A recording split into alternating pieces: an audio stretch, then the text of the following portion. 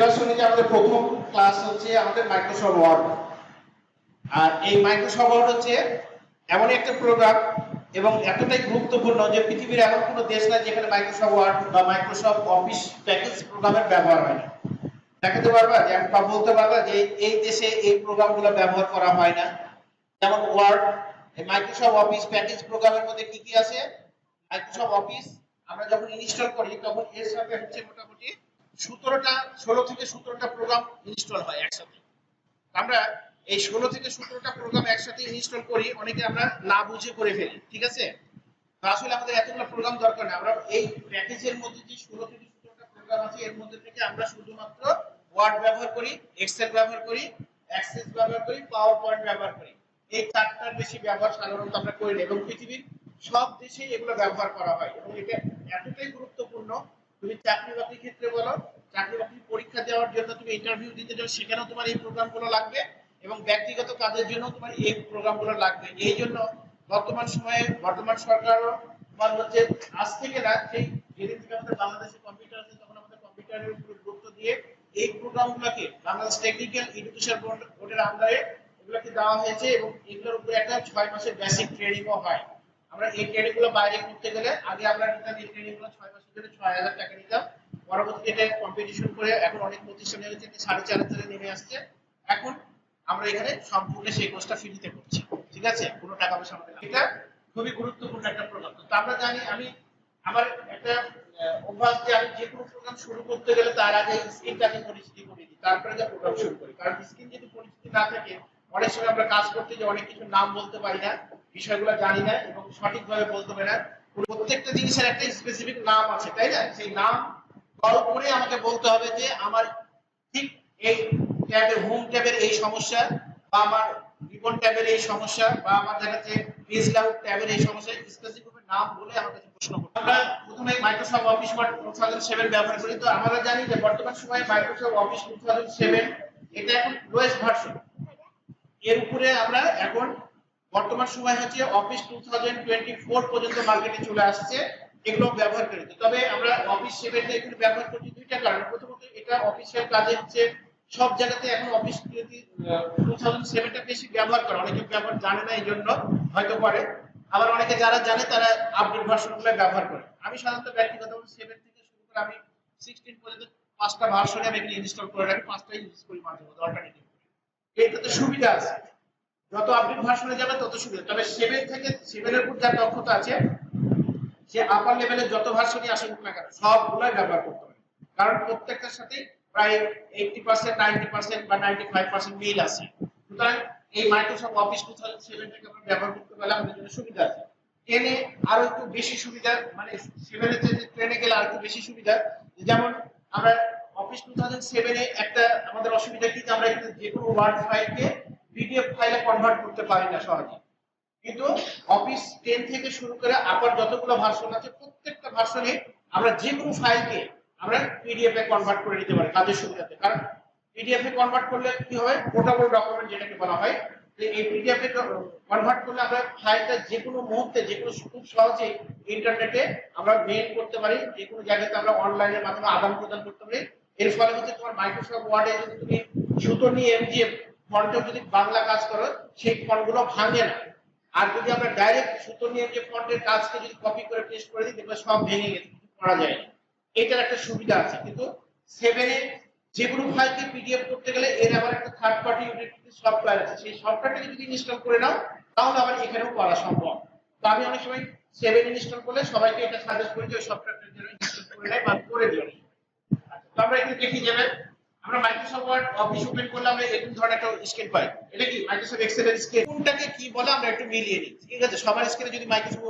Word open না থাকে open করে দেখে নিতে পারো। মাইক্রোসফট ওয়ার্ড ওপেন করার জন্য আমরা প্রথমত এখানে স্টার্ট বাটনে যাব,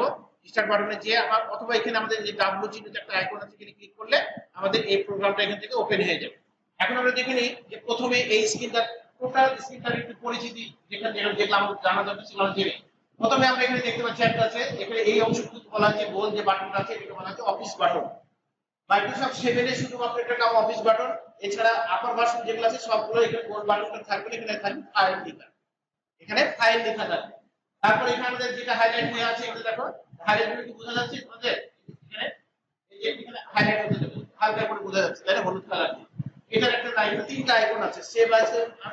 আনডু আছে আর রিডু আছে এই ওভারঅল তিনটাকে মিলে এটাকে বলা হয় কাস্টমাইজ অ্যাক্সেস টুলবার তো কাস্টমাইজ অ্যাক্সেস টুলবারের কাজ কি যে কুইকলি আমরা কোনো কিছু কাজ করতে চাইলে যেমন আনডু করতে চাইলে রিডু করতে চাইলে বা সেভ করতে চাইলে আমরা এই তিনটা জায়গা আইকনকে ব্যবহার করতে পারি ঠিক আছে এরপর আমরা এখানে যেটা পাচ্ছি এটাকে হচ্ছে বলা হয় টাইটেল বার প্রত্যেকটা প্রোগ্রামের একটা টাইটেল আছে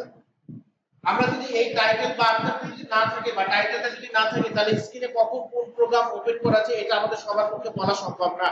বিশেষ করে দেখা একজন আননোন পারসন যে কখনো কম্পিউটার কোন প্রোগ্রাম সম্পর্কে আইডিয়া নাই সে কখনো এখানে তাকিয়ে বলতে পারবে না যে কি প্রোগ্রাম ওপেন করা আছে আর সে যদি মানে ইন্টেলিজেন্ট হয় তাহলে সে এই টাইটেল বারে তাকিয়ে বলে দেবে এটা মাইক্রোসফট ওয়ার্ড প্রোগ্রাম ওপেন আছে যার ফলে এখানে টাইটেল বারে শুধুমাত্র প্রোগ্রামের টাইটেলটা এখানে সুন্দরভাবে লেখা থাকে ঠিক আছে এরপরে আমাদের এখানে যেটা আছে এখানে এই পাশে দেখো যে উইন্ডো কন্ট্রোলার এখানে মিনিমাইজ বাটন আছে ম্যাক্সিমাইজ আছে আর এক্সিট বাটন আছে মিনিমাইজ বাটনের কাজ হচ্ছে কি এখানে ক্লিক করলে মিনিমাইজ হয়ে প্রোগ্রামটা নিচের দিকে অবস্থান করে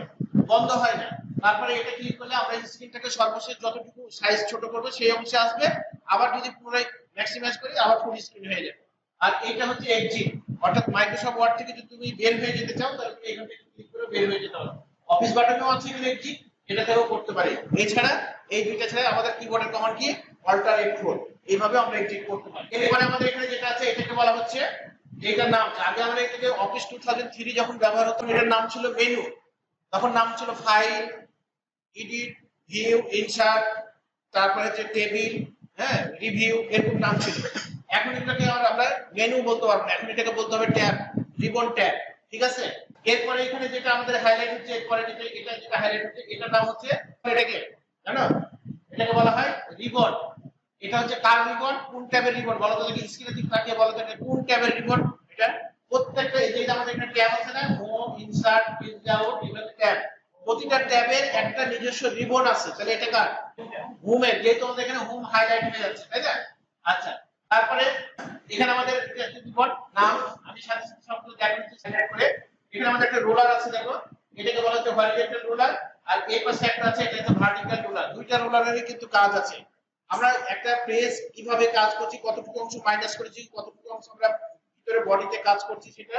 বোঝার জন্য আমরা এই রোলারটাকে এই দুইটা রোলারকে ব্যবহার করে থাকি এবং পেজের সাইজ কতটুকু সেটাও আমরা এই রোলারের তাকালে বুঝতে পারি আর কি তারপরে আমাদের এখানে আমাদের একটা আছে এটাকে বলা হয় ট্যাব স্টপ পজিশন এই যে ছোট্ট একটা এর মতো দেখাচ্ছে না এটাকে বলা হয় ট্যাব স্টপ পজিশন এটাও কিন্তু একটা গুরুত্বপূর্ণ জিনিস যেমন এখানে আমাদের হচ্ছে কি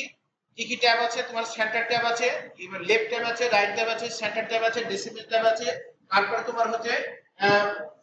পয়েন্ট ডেসিমেল ট্যাব আছে এরকম কয়েকটা দেখো ট্যাব আছে একটা করে ক্লিক করে ট্যাব আছে প্রত্যেকটা ট্যাবের কিন্তু তার মধ্যে আমরা কিন্তু সবচেয়ে বেশি ব্যবহার করি লেফট ট্যাব রাইট ট্যাব এবং সেন্টার ট্যাব এই তিনটাকে বেশি ব্যবহার করি আমরা ঠিক আছে এগুলো প্র্যাকটিক্যাল ব্যবহার তোমাদের আমি স্ক্রিনে দেখাচ্ছি এরপরে এখানে আমাদের একটা ভার্টিক্যাল স্ক্রল বার আছে আর এই পাশে একটা হরিজন্টাল স্ক্রল বার থাকে এই পেজটা জুম যত বড় হবে তখন আমরা এখানে একটা আরেকটা স্ক্রল বার আমরা এখানে দেখতে পাবো ঠিক আছে এরপর এখানে যেটা আছে এটাকে বলা হয় স্ট্যাটাস বার অর্থাৎ আমরা কখন একটা ডকুমেন্টে কখন কত নম্বর পেজে অবস্থান করছি কত নম্বর আমরা টোটাল পেজ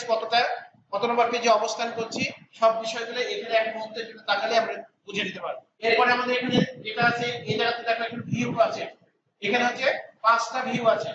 1 2 3 4 5 5টা ভিউ এর 5টা আলাদা আলাদা নাম আছে ঠিক আছে একটা হচ্ছে পেজ লেআউট ভিউ একটা পেজ লেআউট ভিউ একটা ওয়েব লেআউট ভিউ এরকম 5টা তারপর একটা হচ্ছে গ্রাফ মোড আছে এরকম 5টা ভিউ আছে আমরা সাধারণত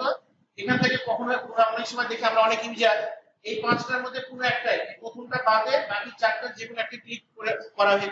ভুলবশত ক্লিক করে ফেলছে তখন সে আর সামনের দিকে ফিরে যেতে পারবে আগে যে অবস্থা ছিল ওই অবস্থায় আসতে পারে কিভাবে করব বুঝতে পারে কিন্তু আমরা এই সামনেটা এই 4টাতে ক্লিক করার পরে স্ক্রিন যেমনই হোক না কেন আগের অবস্থায় ফিরে আসার জন্য এই প্রথমটাতে ক্লিক করলে আবার আগের অবস্থায় ফিরে আসবে এরপরে এটাকে বলা হয় ভিউ বাটন আর কি এরপর আমাদের এখানে যেটা আছে জুম পার্সেন্ট আমরা কখন স্ক্রিনকে কত পার্সেন্টেজ জুমে দেখছি সেটা আমরা এখানে দেখে বলে দিতে পারবো এখন আমাদের স্ক্রিনটা এখানে করা আছে 10% সর্বনিম্ন 10 আর হাইয়েস্ট হচ্ছে 500 পর্যন্ত পার্সেন্টেজ করা যায় মাইক্রোসফট ওয়ার্ডে জুমে ঠিক আছে এরপর আমাদের এখানে আছে তোমার হচ্ছে স্লাইডার একটা আছে এইটাকে বলা হয় স্লাইডার জুম স্লাইডার এই পাশে মাইনাসে ক্লিক করলে স্ক্রিনটা ছোট হবে আবার প্লাসে ক্লিক করলে স্ক্রিনটা বড় হবে আর যদি দ্রুত ছোট বড় করতে যাই মাঝখানে একটা স্লাইডার আছে, এটা ধরে টান দিলে আমাদের স্ক্রিনটা দ্রুত ছোট বড় হবে আর কি। এরপরে আমাদের এখানে যেটা আছে, যে কালো যেটা আছে, এটাকে বলা হয় কার্সর বা ইনসার্শন পয়েন্টার, যেটার মাধ্যমে আমরা সাধারণত লেখার কাজগুলো করে থাকি আর কি। ঠিক আছে, এই পুরো স্ক্রিনের ছবি এবং ডিটেইলস এখানে আমরা যা দেখছি এটা তোমাদের লেকচার শিটের মধ্যে কিন্তু আছে। ঠিক আছে, এই লেকচার শিট আমরা যেটা তোমাদের ফটোকপি করতে চাও তো অলরেডি তার মধ্যে দিয়ে দিয়েছি আমি। আর এই টোটাল যে বাউন্ডারিটা দেখতে পাচ্ছ 40 এর একটা বক্সের মতো, এটাকে বলা হয় টেক্সট বাউন্ডারি। আমরা সাধারণত এই বাউন্ডারির মধ্যে আমাদের লেখালেখি করলে বা লেখার অংশগুলো থাকে তবে আমরা হচ্ছে পজিটিভ সাইডে আছি। ঠিক আছে, যদি এর বাইরে চলে যায় তাহলে এটা আমাদের নেগেটিভ সাইড হয়ে যাবে, কারণ আমরা এই সাইড এটাতে আমাদের মার্জিন, এই মার্জিন আমরা যখন পরীক্ষার খাতায় লিখো তখন তোমরা কি মার্জিনের মধ্যে লিখো? মার্জিনের মধ্যে লিখো, লেখো? ও বলছে মার্জিনের মধ্যে লেখে। মার্জিনের মধ্যে তো লেখো না, তুমি তো বডির মধ্যে লেখো, তাই না? মার্জিনে আমরা দেই কিসের জন্য? আমরা যে যেন মানে এই অ্যালাইনমেন্টটা যেন বাইরে আমি না চলে যায়, ওভারলুক যেন না হয়, তার কারণে আমরা একটা মার্জিন, অনেকে স্কেল দিয়ে মার্জিন দিয়ে দেয়, আবার অনেকে খাতা ভাঁজ করে নেয় টপে আর লেফটে, যারা আবার রাইটে অনেক সময় করে, আবার বটমে অনেকে করে। তার খাতার সৌন্দর্যটা বৃদ্ধি রাখার জন্য, লেখার স্টাইলটা যত সুন্দর থাকে, আমরা এখানে কাজ করার সময় কোনো অবস্থায় এই মার্জিনের ভিতরে আমরা কিছু লিখবো না, বডির মধ্যে লিখবো বডি। যদি তুমি বডি ওভারলুক হয়ে যায় তোমার এটা রং প্রসেস। ঠিক আছে, সাধারণত হয় না, তবে কোনো কোনো স্টুডেন্টদের ক্ষেত্রে দেখি যে মার্জিন তো ওভারলুক করে চলে। এই ছিল মোটামুটি আমাদের হচ্ছে মাইক্রোসফট ওয়ার্ডের স্কিল পরিচিতি।